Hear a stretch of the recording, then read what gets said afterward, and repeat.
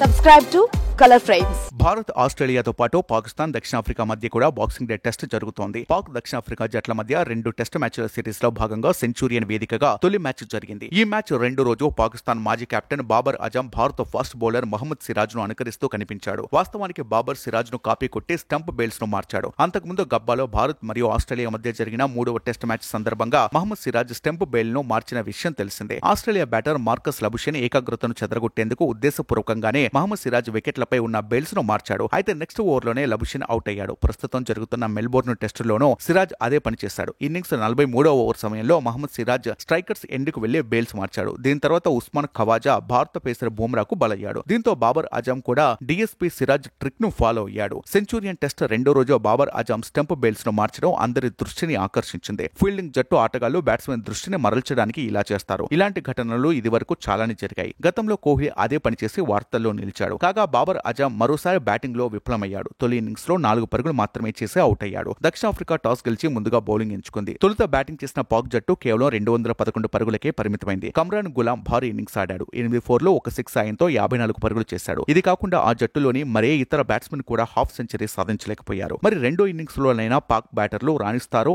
లేదో చూడాలి. వీడియో మీకు నచ్చినట్లయితే ప్లీజ్ లైక్ చేయండి, షేర్ చేయండి, కామెంట్ చేయండి.